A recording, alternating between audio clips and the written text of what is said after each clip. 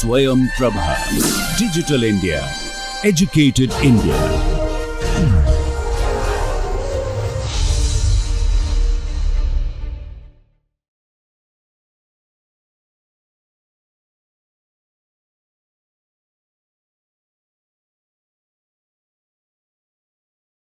He specializes in algebra, geometry, and topology with expertise in algebraic and complex geometry. He is the author of an introduction to families, deformations, and modeling, and has contributed several research publications in pure mathematics. Through his research and teaching, he continues to advance mathematical understanding and inspire students. We are honored to have him with us today. Please join us in welcoming Dr. Professor Venkata.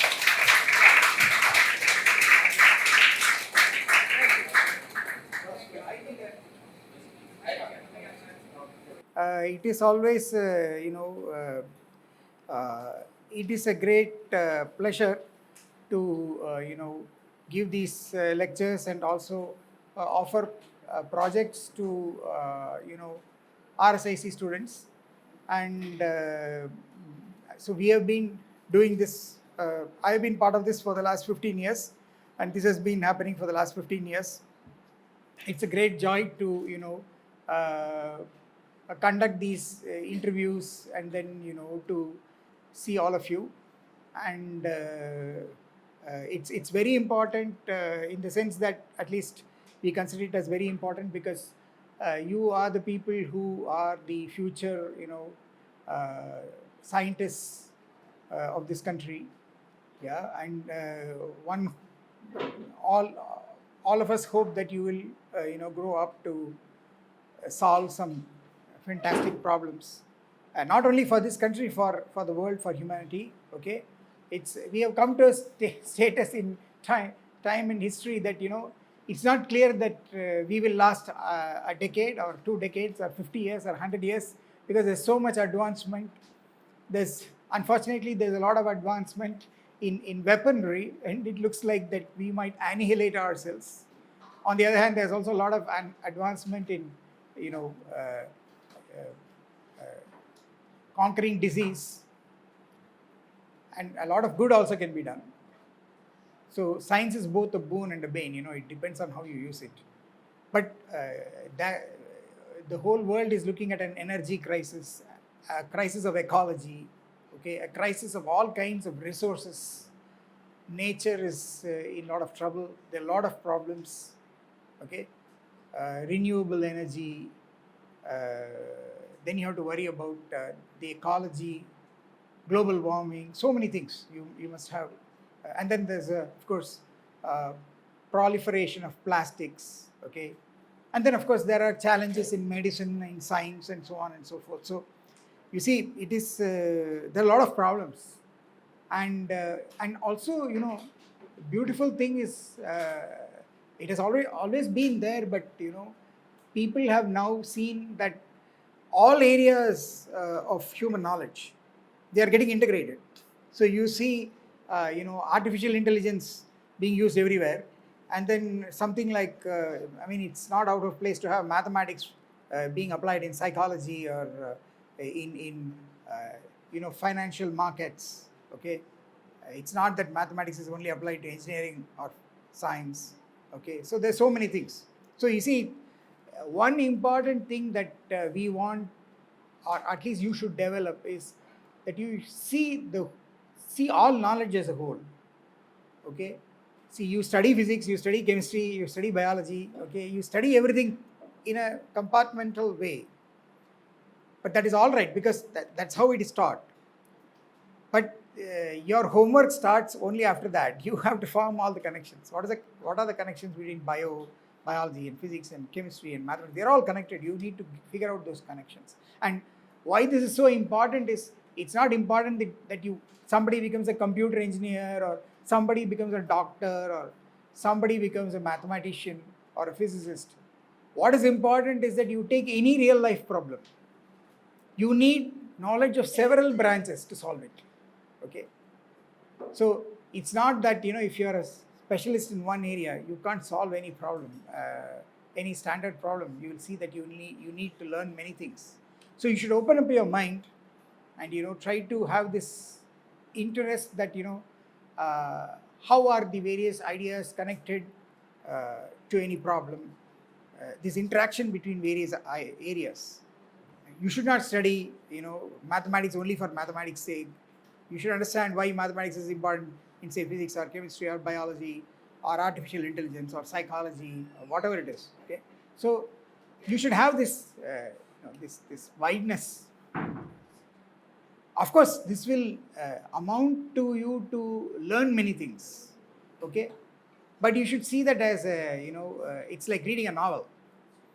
I mean, if if your teacher comes and says, okay, this is the 101st derivation I'm going to tell you, you pump it into your mind. Maybe you frown. Oh, one more, okay. But the point is, if I'm giving you a novel and say that, okay, here is a 101th character, 101st character, another crazy character who is going to come and play an important part of the novel, you will still love it. Okay, you see there is a difference in attitude. So you see everything as a player, you really don't think of it as a burden. First try to understand what part everything plays, and then it's very nice. That's the way you should approach things. So so what I'll do is, this is, so I want to narrow down to something which is very classical and which is also very, very geometric. And you see the point is, this is, I mean, this mathematics is, if you want, let's say 300, 400 years old if you want, okay. It's classical, or I should even pre-classical if you want, whatever terminology that you want to use. But it's very, very interesting, okay. And usually my interests are always to relate anything to geometry, okay. And and something that appeals to high school is trigonometry, okay, where you relate angles and sides of a triangle to the geometry of the triangle if you want. All right.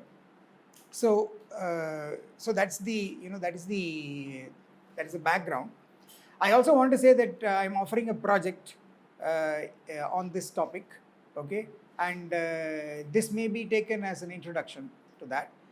Hopefully I will give one or two more lectures, because usually I'm a very slow lecturer and I tell a lot of stories. You should have had enough of that already, okay, but it's not going to be all right, so be prepared for that. But the thing is that I will try to tell you, try to explain certain aspects of this, and that will be part of the project. And of course,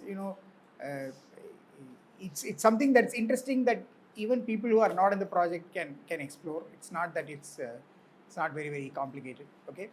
But the beauty is that it is a kind of curved geometry, okay. So so let's let's go ahead. So you see, I'm going to start with the following thing.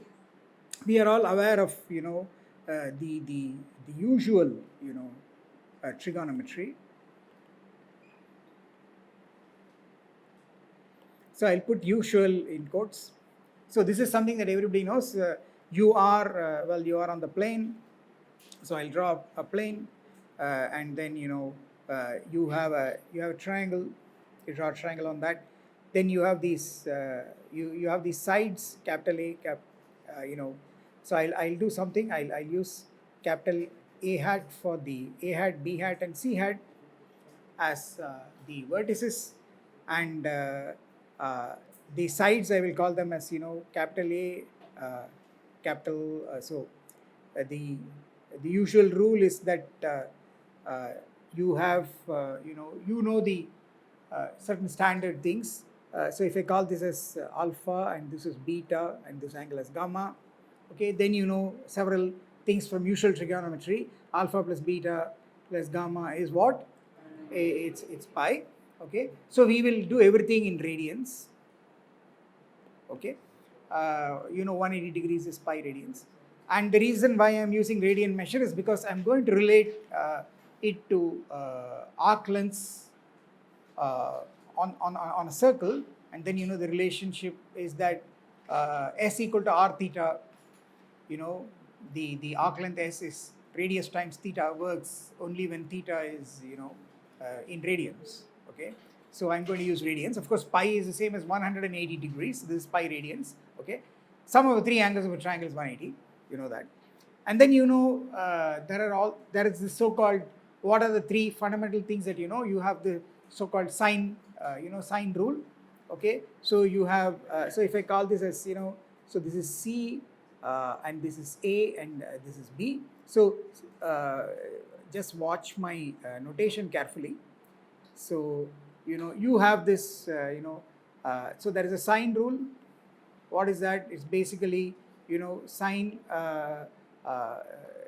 the sides are proportional to the sines of the angles opposite to the sides, right? So sine alpha by A, so I should, is equal to sine beta by B is equal to sine gamma by C, okay?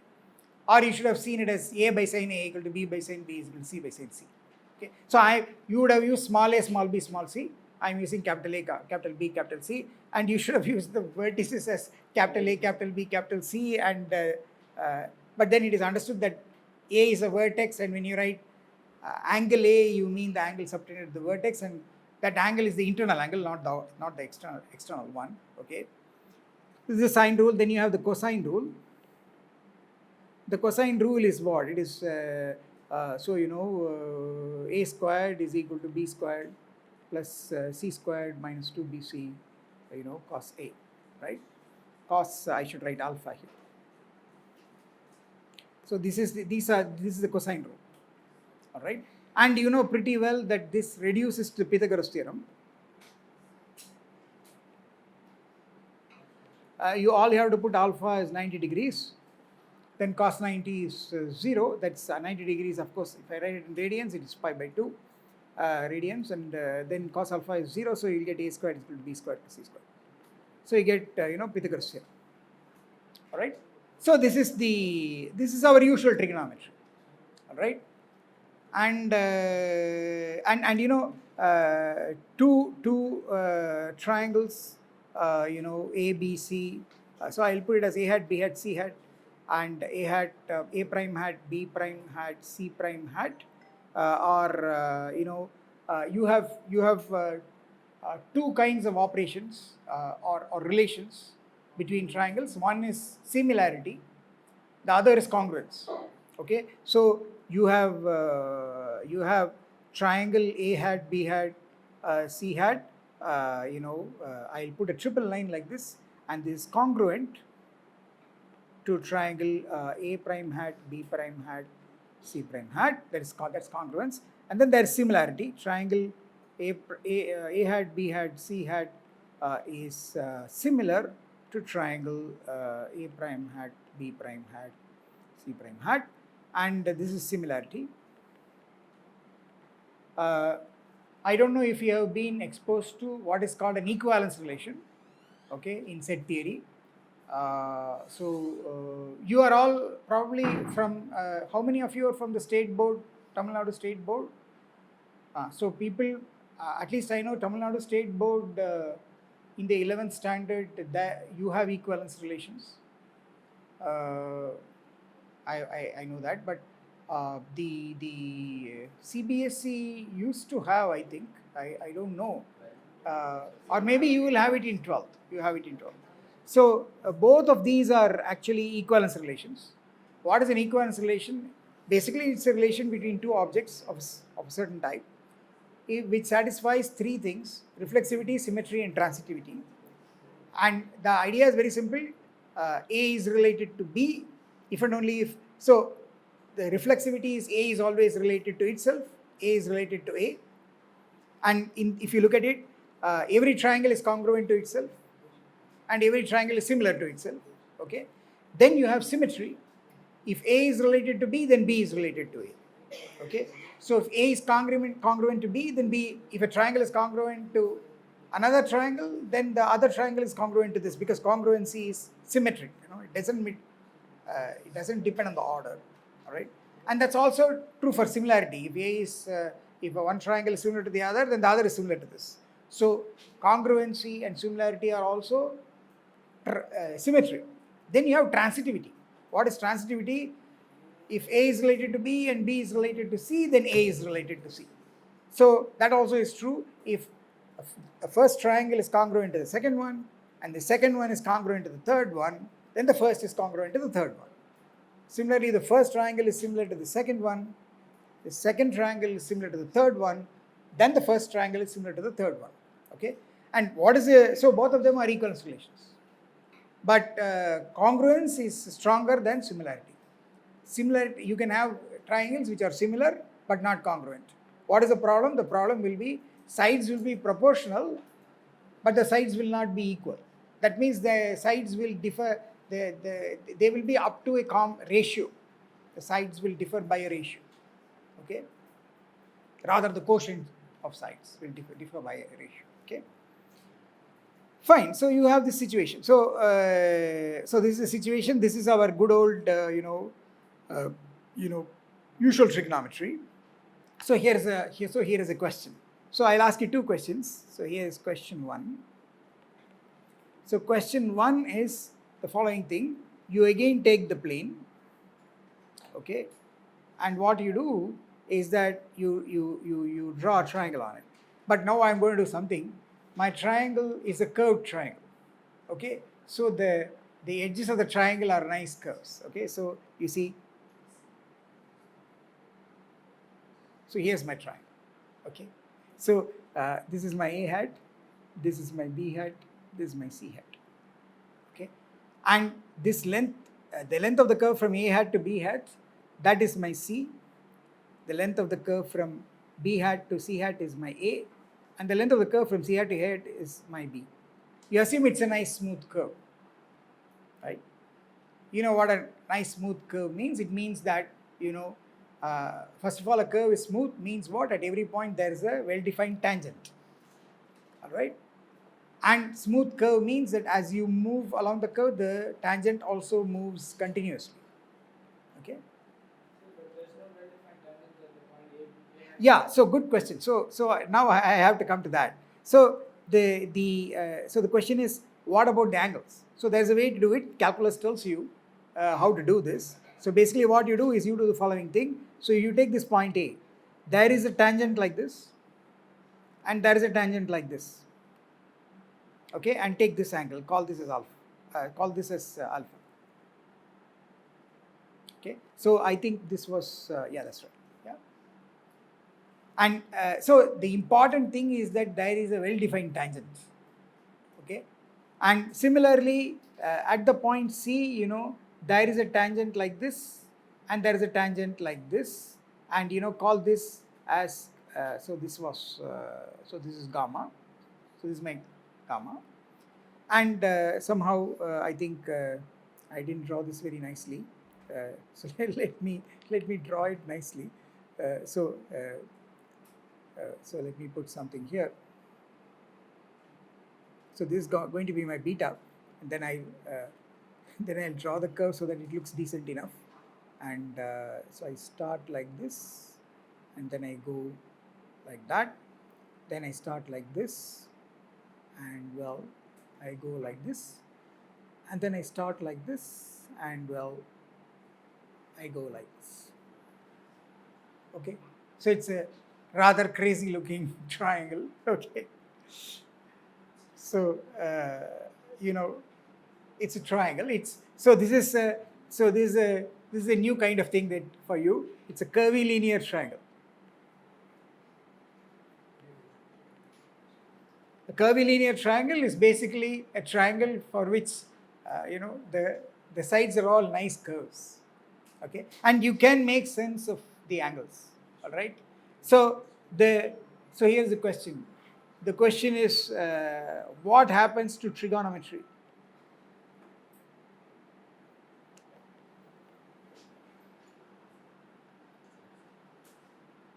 What happens to your trigonometry? So, I mean, the way I've drawn it, it looks so arbitrary that that you might wonder whether there's anything at all in all this.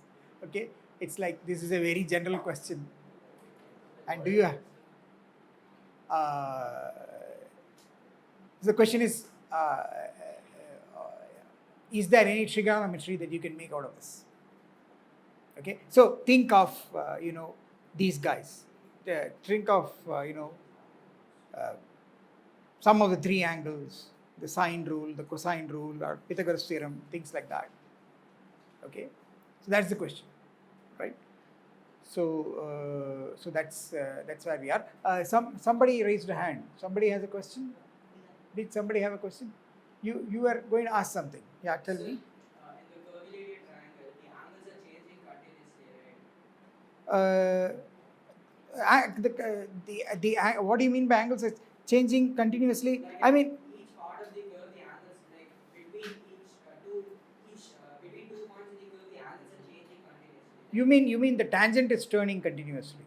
Yeah. That's right. So like there's no way to get one defined angle for each side of the triangle, right? No, there is. The point is that I have this vertex, right? I have this vertex where two curves are meeting, and you just imagine. You see, if you take this curve, then you know what I can do. I can do this. I take a point here, I draw a tangent. Then I take a point here, I draw a tangent. Then I take a point here, I draw a tangent.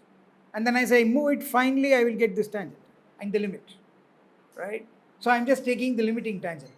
And I can do it when you come from there also, I can take the limiting tangent and I will get this one. So basically at that point I get two tangents. And all I am trying to do is take the angle between them. Okay. So this is, if you do calculus, this is how you define angle between two curves where they intersect. Okay. All right. So so this is the situation. So you have very nicely curvilinear triangle, three vertices. All right. You have the lengths of the sides. Only thing is the sides are no longer straight lines. They are curves, and they are of course finite length. All right. Of course, how the curve is curving, all that depends on the length, depends on that. All right, and then of course each of the three vertices you have a well-defined angle. Now the question is there a trigonometry for this? Okay, so the answer to that is yes. It's yes in a kind of deeply mathematical way, and that is the subject of what is called as differential geometry. Okay, classical differential geometry. So the answer is, so let me put it here. So the answer is yes, and I'll put a exclamation mark because there's a lot of stuff that needs to be fixed to make sense of this, and this is your classical differential geometry.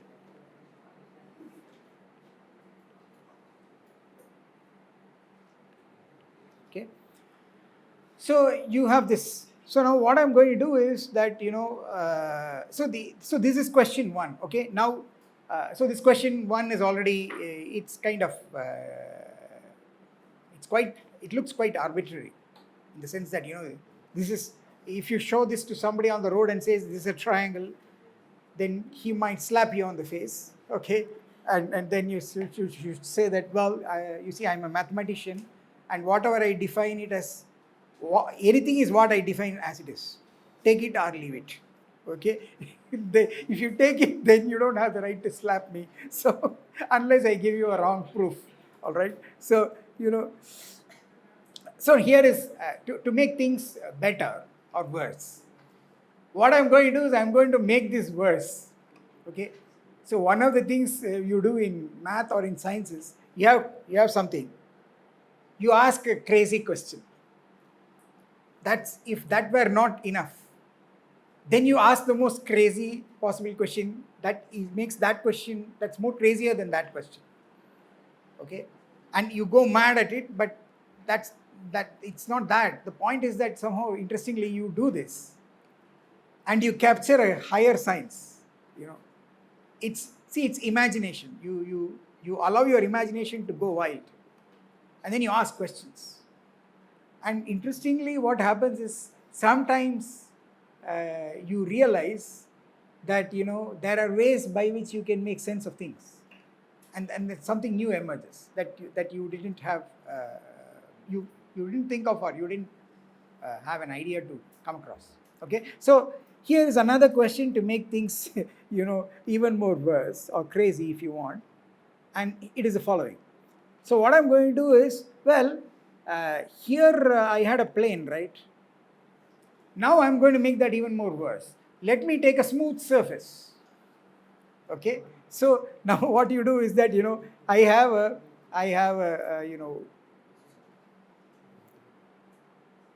I have some smooth surface. Okay.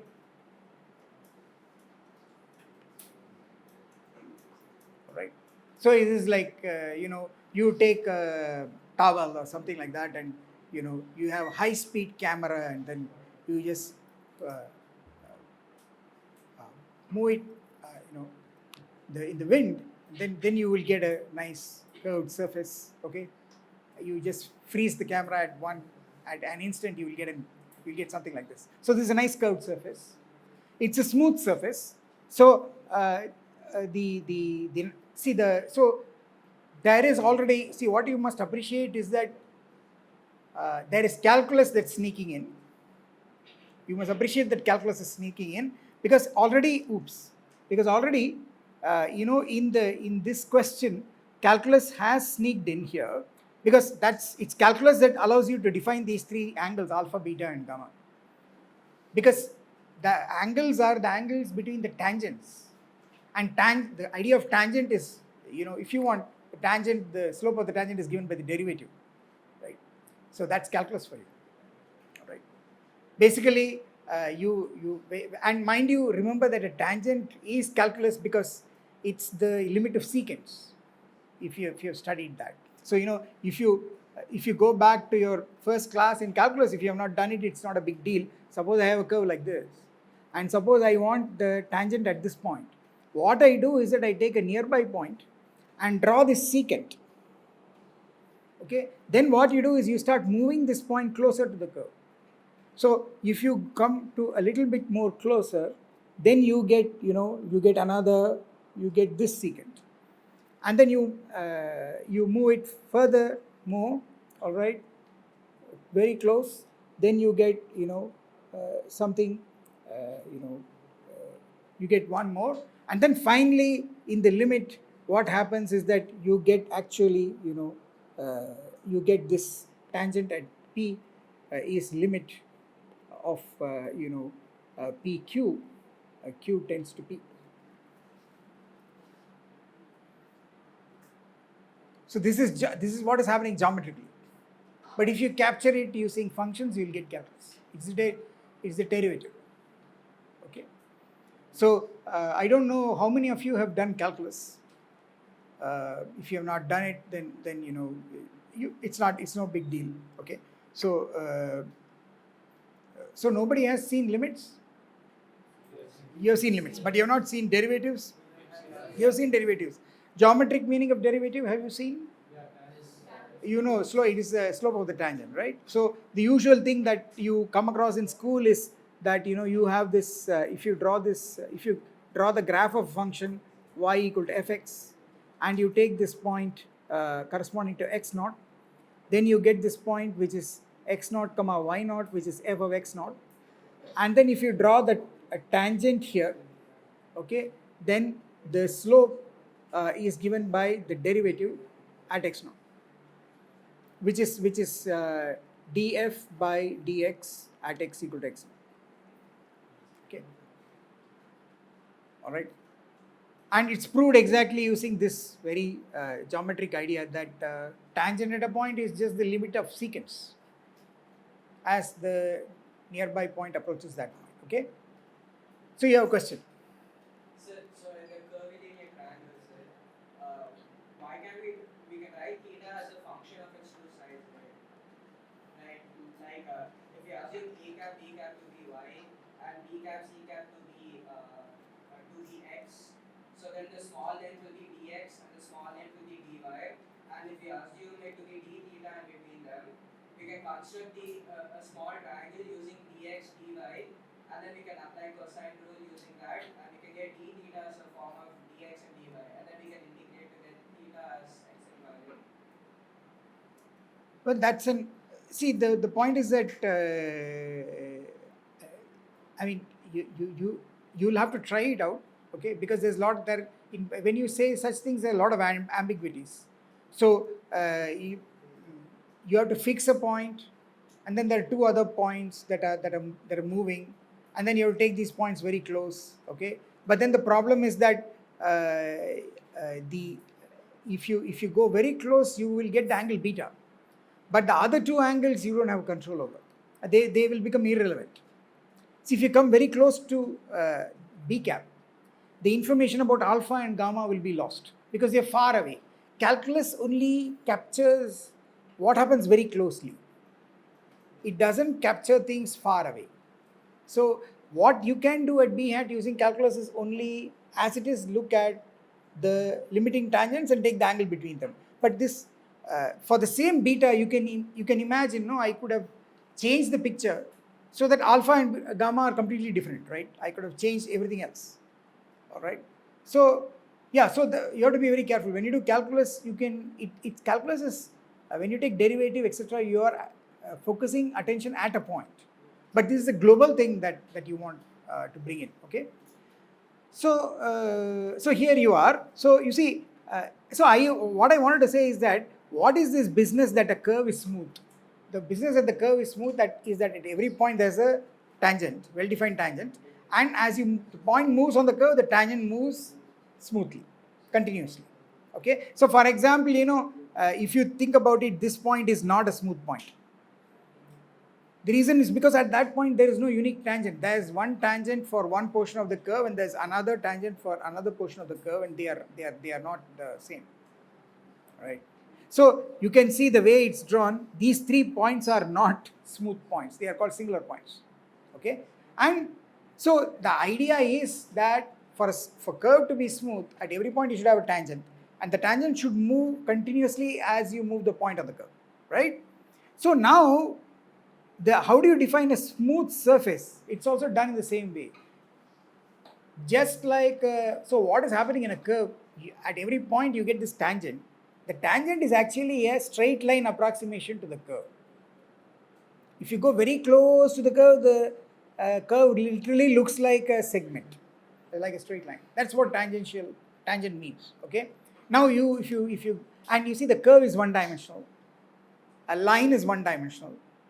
Approximating the curve by a line you're doing it in one dimension. That is one dimensional calculus, right? Now try to do it for 2 dimensions.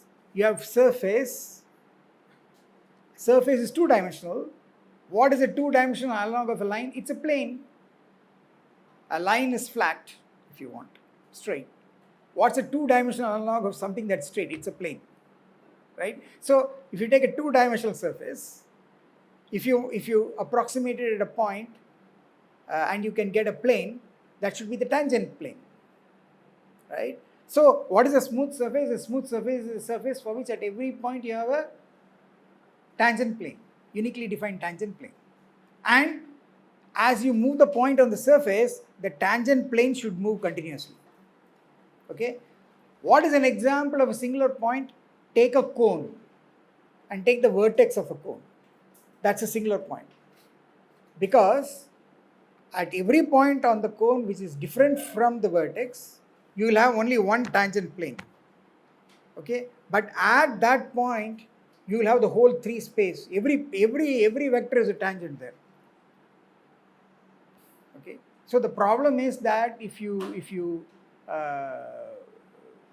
why is the cone not smooth at the vertex?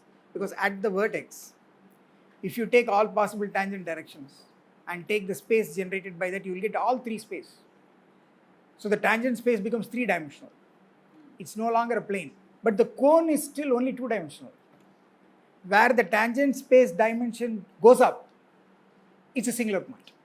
So for example, the same thing is happening here. See, at the point B, what are the tangent directions? I get this is one tangent direction, this is another tangent direction. And do you see these two are different directions? If you have done vectors properly, you can prove that any vector can be resolved as components in 2 different directions. Any 2 directions, they need not be perpendicular. Therefore, if you take these 2 directions, you take any 2 different directions and take all their combinations, Okay, so if I call this vector as some let me use something u vector and call this as v vector. Okay, then if I take lambda u plus mu v, okay, and then I vary lambda comma mu in the real numbers, you know what you will get? You will get the whole plane, because any vector in the plane can be broken down into two components. One is along u, the other is along v.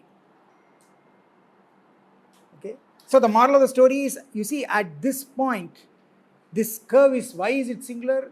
Because the tangent space, which is all linear combinations of the tangents, you get R2.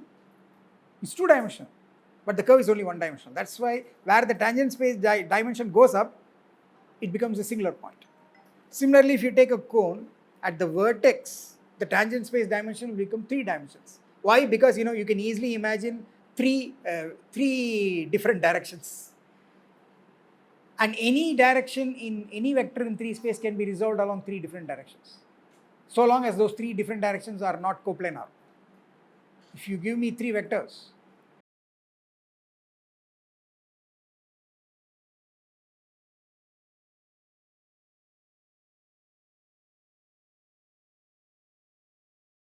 therefore, moral of the story is, you take the cone and take the vertex of the cone, okay, then you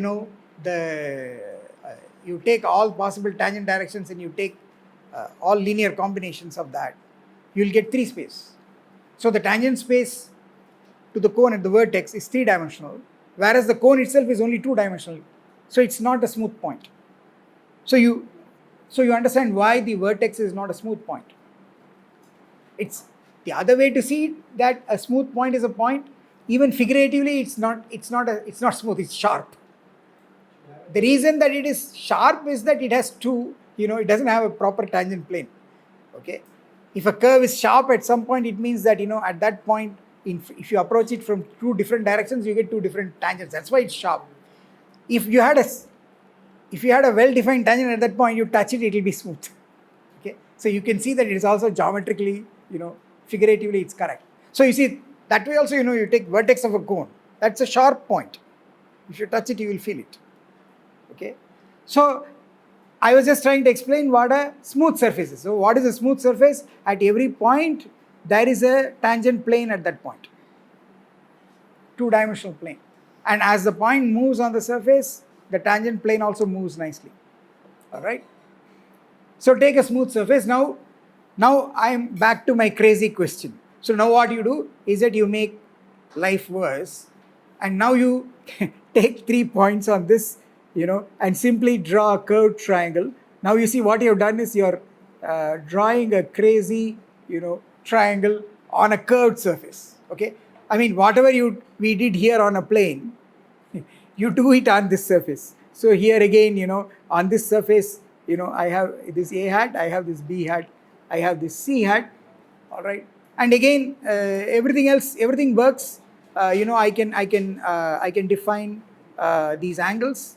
So at A hat, I'll have a tangent like this, I'll have a tangent like this, and I have this angle which is alpha. And at B hat, I'll have a tangent like this, I'll have a tangent like this, I'll have this angle beta, and at C hat, I'm going to have this gamma. And of course, this side opposite to this is A, and this is B, and this is C. All right. Mind you, you must understand that these you see what you are doing is, what are these arrows? These are tangents to the curve on a surface. When you draw a tangent to a curve on a surface, it's going to lie on the tangent plane at that point. So these 2 vectors, if you call this as u vector, u vector and v vector, then both u and v will belong to the tangent space at A hat. Okay. So, but the question is again, is there a trigonometry? Okay. So instead of doing trigonometry of a curved triangle that you drew on the plane, Now you draw a curved triangle on a smooth, curvy surface, and then you ask, is there trigonometry there? So you see, so again, I'll ask this question that is there a trigonometry?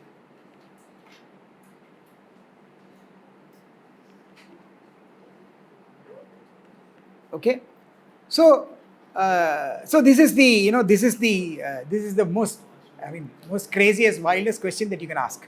Okay, and of course the answer is again yes, and it is a yes with an exclamation mark. I mean, the exclamation is that you have to learn more, math for that. Okay, but the point is it's very interesting. All right. Now, you see, so I want to, so I'm trying to convince you that something can be done, and what is really interesting is, you see, you would expect that question 1, which is dealing with a curved triangle on the plane, should be easier than question 2, which is dealing with a curved triangle on a curved surface. Which is easier? Is this? Yeah, so what would you expect? Which is more complicated? So it's easy if both are like curved outwards or inwards. If it is like opposite, it is good. I mean, in what sense do you say it's easy? Sir, it is easy if both are curved outwards. So if we expand it, it will be a plane. We can solve it. So you see, if your idea is that you want to stretch this, you're trying to say that take the curved surface, flatten it, then you're going to end up with a curved triangle on the plane, and then work with that. But the problem is that if you start flattening things, then everything changes. See, for example, if I take even a curved triangle on a plane and simply flatten it, then I'll get an ordinary triangle and I get my usual trigonometry. So it's not like that. It's not like that. See, in general, what you would expect is that working with the curved triangle on the plane is kind of more easy, should be more easier than working with a curved triangle on a curved surface. But I'll tell you something. The point is that if by going to this generality, you get some inspiration that helps you not only to solve this more general question, of which this question 1 is a particular case. So this is something that happens in mathematics. So I want you to appreciate this. What happens in mathematics is, sometimes people think that mathematicians are crazy, and probably for this reason, this could be one of the reasons. You give them a problem, they will generalize the problem. Generalizing the problem means make it more, when you make it general, it's going to become worse. That means you're looking for a general version of that. That means if you solve that, you are solving the particular version also. Okay, so it must be worse.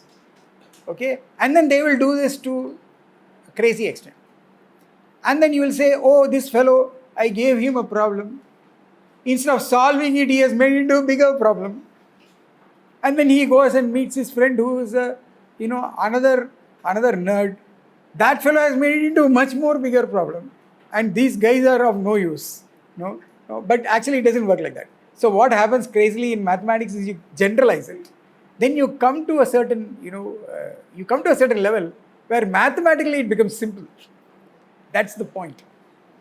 The point is, many problems you generalize, mathematically they become amenable, they become simple. Then you are able to solve it. So here is what I'm going to try to convince you. I'm going to do the following thing. I'm going to take a very special case, a very nice case of curved surface. Okay, I'm going to take a sphere. Okay, I'm just going to take a sphere, all right, which is the nice example of a curved surface. What is the nice thing about a sphere is that it's uniformly curved, if you want. The technical word for that is it's a surface of constant curvature, positive curvature. Okay, it's curved in the same way at every point, right? So I'm going to take a sphere and I'm going to try to do trigonometry. I'm trying to generalize trigonometry to a triangle on a sphere. Draw this on a sphere. Okay? And then try to see what happens. And lo behold, you make the right assumptions and you make the right hypothesis. You ask the right questions. Then you get a beautiful trigonometry on the sphere. It's called spherical trigonometry. Okay, and this spherical trigonometry was the basis for everything about a couple of centuries ago, when GPS nothing was available. It was used by people in wars, seafarers, navigation, everything. It's still being used, but the point is you don't see it because all that has been transformed into math, and the math has become code, and the code has become firmware on some chip, on some satellite, and you don't see anything. All you do is look at your watch and it will give you your GPS coordinates. Okay, but there's all this math is gone. It's there. All right. So the point is, this was the starting point of all that math. How did people who went on a boat or a ship, they went out into the sea? How did they know on which place on the earth they were? One was they used stars. But the point is, if you just use stars, but how do you really use stars to know to get your exact latitude, longitude on the earth? They knew it. They had ways of doing this. So this was spherical trigonometry. Okay, so there's something called spherical trigonometry. So what I want to tell you is that this should, I think, be the next part of the talk. Namely, I will try to convince you that if you look at spherical trigonometry, you get something decent. All right. So something nice is going to come out. And then, interestingly, we can come. At least I will tell you what happens in the most craziest situation, namely this.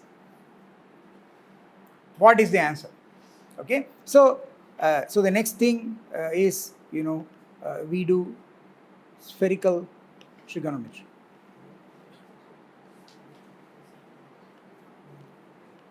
So I'll tell you the following thing. So you look at the sphere, all right, and so this is the sphere, right, and this is the origin, and then I'm going to take something. I'll make the radius as 1, all right.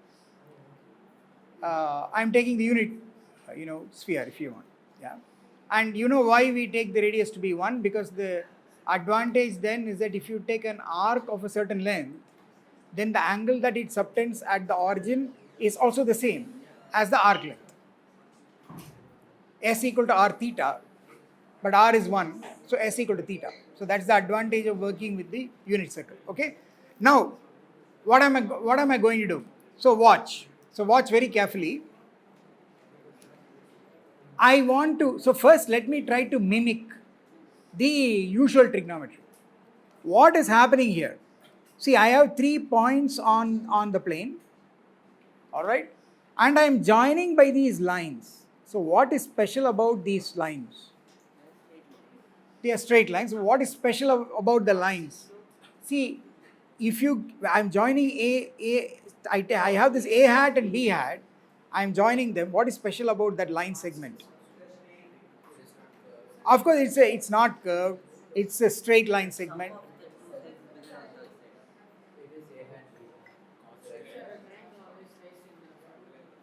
No, the important thing, given 2 points, when you join them by a straight line segment, okay, it's a line segment. What is special about that?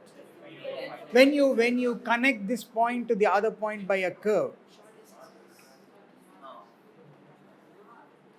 the shortest distance between 2 points is a straight line distance. Okay, so a curve on a surface which has this property that it is along that curve you get the shortest distance between 2 points. such a curve is called geodesic. Geodesic. So there is this thing called geodesic.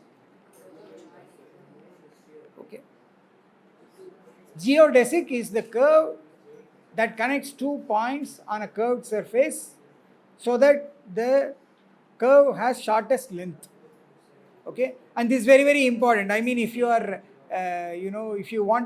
if you take the earth and you want to go from one point to another point, you have to take the geodesic. That is the easiest way to go.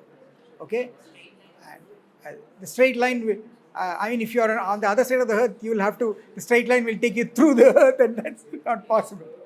Okay, right? So what you should do is, so here's what I'm going to do. I am going to take 3 points, A hat, B hat, C hat.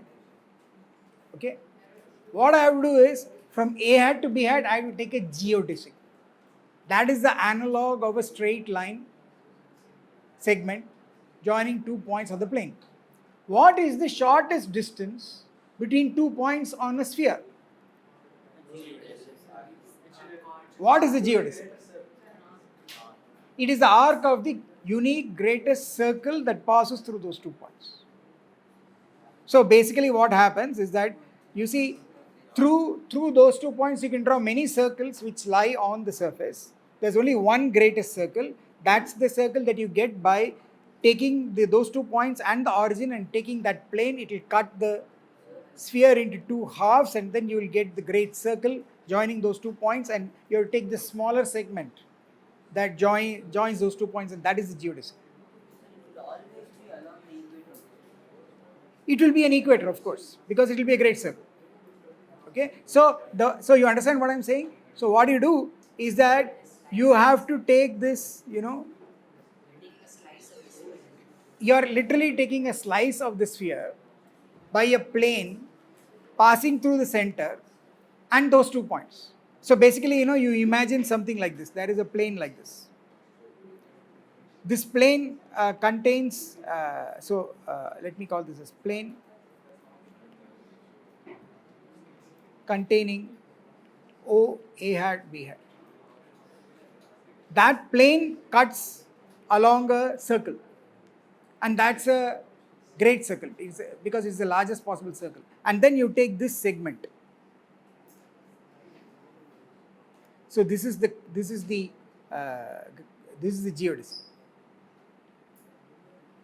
plane. This is and I'll say great circle, arc of great circle.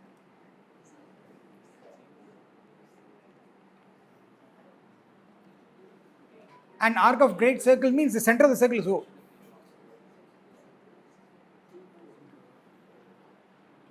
So this is a geodesic. So now what you do is you join all the 3 points by geodesics. Okay. So I have done something that is similar to what happened on the plane. The plane, I have taken 3 points. I have joined them by straight line segments. They are geodesics, and I get a triangle. Here also what I am doing is, I have joined 3 points on a sphere by geodesics. And this is what is called a spherical triangle. It's called a spherical geodesic triangle. Okay, so this is an example of what is called a spherical geodesic triangle. Okay, and we go about our usual business. Namely, what we do is that we draw this angle is alpha, this angle is beta, and this angle is gamma. All right, you have these 3 angles, and then you have, of course, these sides. Side opposite to vertex A hat is A, and similarly this will be C and this will be B. So you see, A is the arc length. A is the arc length from C hat to B hat.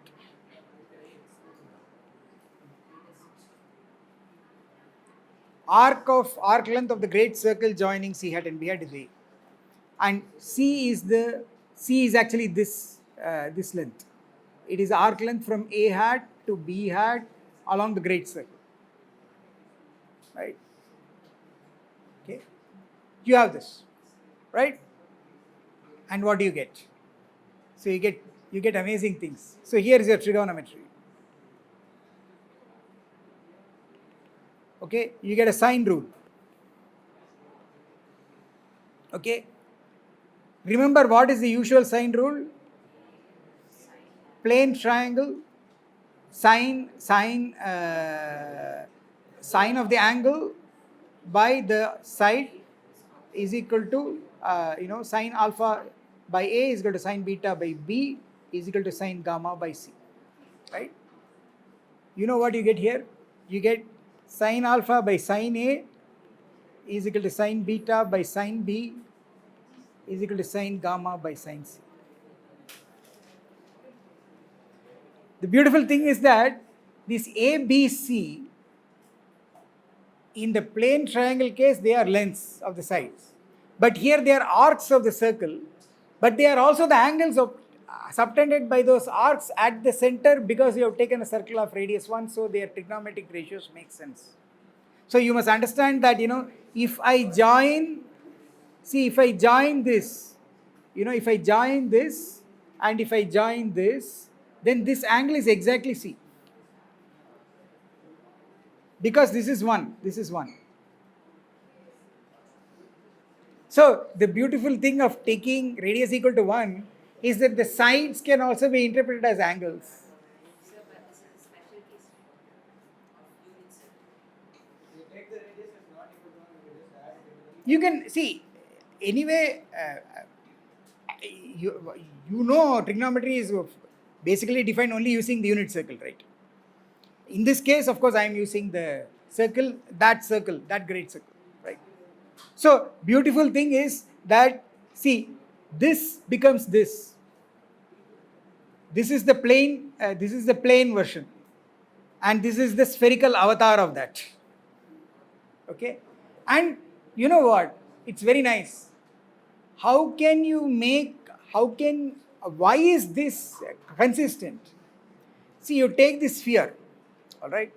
You keep on increasing the radius, okay? Or you do one thing. You take these 3 points on the sphere, bring them, you bring them closer and closer and closer. You bring these points closer and closer and closer. You keep the you just shrink the triangle. Shrink the triangle. If you shrink it, okay, of course, don't shrink it too much, you will get only a point. Don't do that. So the point with calculus is that you take a limit but don't kill it. Okay. See, some limits will kill. If you take them, you will not get anything. The point is you have to take a limit which doesn't kill. Alright. So you shrink this triangle. See, when you shrink this triangle, what will happen is the arc lengths are being shrunk. Arc lengths are the sides. Okay, when the arc lengths are being shrunk, that means these capital A, capital B, capital C are tending to 0. But as theta tends to 0, sin theta tends to theta. So if you take the limit, as you shrink this triangle very small, then this sin A becomes A, sin B becomes B, sin C becomes C, and lo behold, you get your usual sine rule. So the usual sine rule, what you are saying is you take the spherical triangle, shrink it, it will almost become a flat triangle. And this sine rule will become sine rule for a flat triangle. Sir, but when you shrink the surface, how does the theta shrink? No, I am not shrinking the surface. I am only bringing these 3 points A, B, and C closer and closer and closer. So, but then how? I'm not changing the radius of the sphere. I'm not flattening it. Okay? So you see, this is a sine rule. This is a trigonometric, the spherical trigonometric avatar of your sine rule. Then, cosine rule. What is a cosine rule? Okay, a squared is equal to b squared plus c squared minus 2bc cos alpha. Right? This is your cosine rule, right? you know what you will get here? So let me write it. So the other way to write it is cos alpha is equal to, b squared plus c squared minus a squared by 2bc, right? Guess what you're going to get here? You're going to get cos alpha is equal to, okay, cos A minus cos B cos C by 2 by sin A by sin B sin C. This is the cosine rule.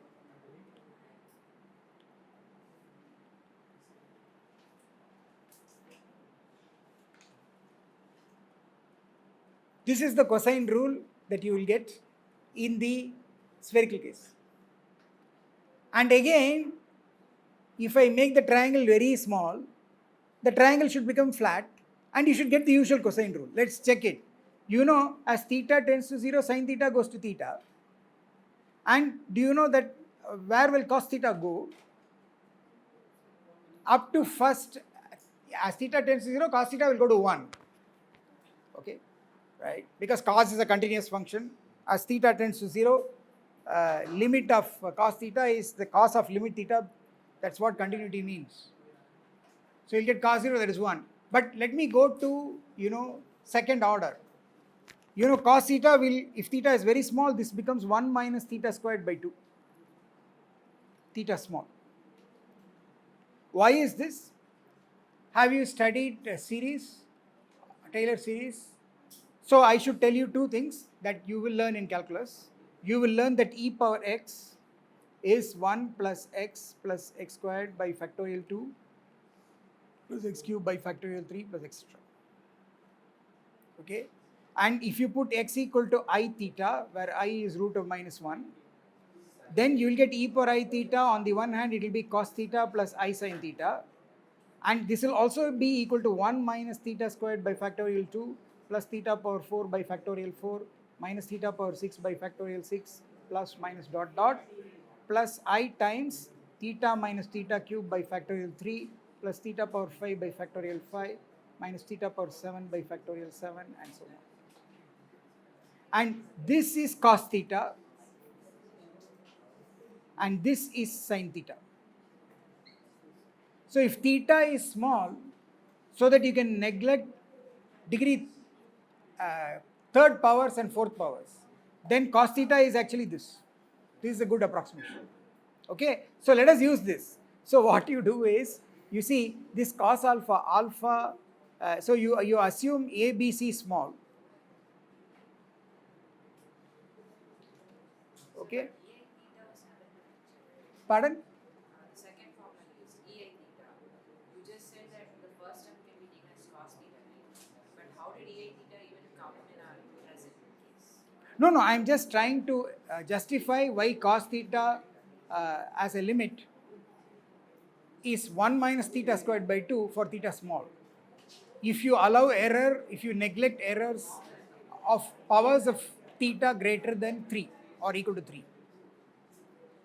If you even allow error so that you want to even neglect theta squared, then cos theta will just become 1. You combine both of those above formula and below formula. Yeah. First statement and the second one. I just substituted this here and I connected with this. This is called the Euler formula. It's the Euler formula, De Moivre formula. Okay, right. Now watch. So you see, cos alpha will become, so this is cos alpha. Mind you, I am only making a, b, c small. So cos a will become 1 minus a squared by 2, minus b will be 1 minus b squared by 2, and c will be 1 minus c squared by 2. And then here you are going to get bc, because sin theta is theta. Right? Mind you, if you really look at it, sin theta is theta minus theta cube by factorial 3. But I am saying forget all degree 3, degree 4 terms. So if you forget degree 3 terms, sin theta is just theta. But cos theta will become 1 minus theta squared, because theta squared is still not degree 3, it's only degree 2. So, but watch, simplify this. you will get this. You will get this. Because just simplify it. You will get what?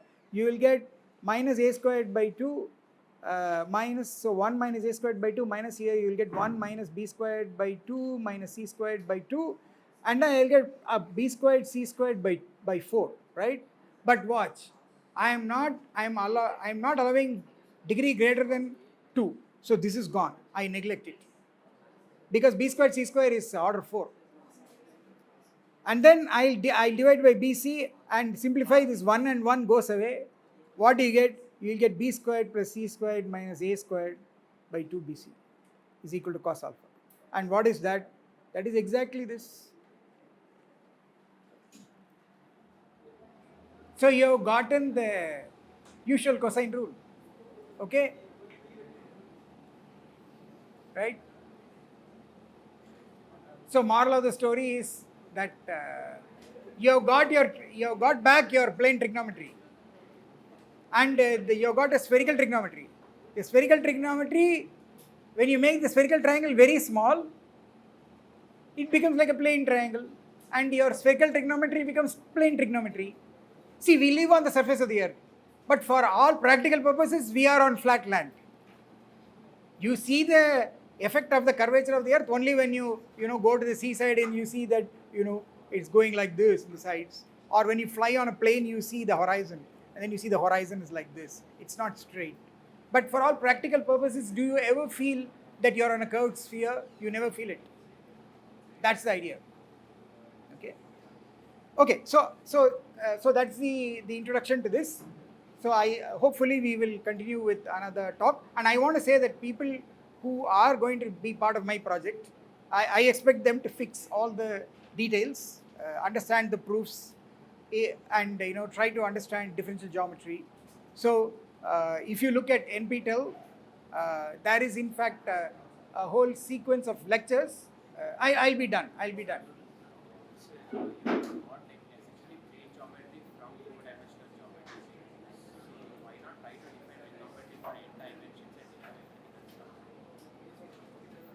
Say that again.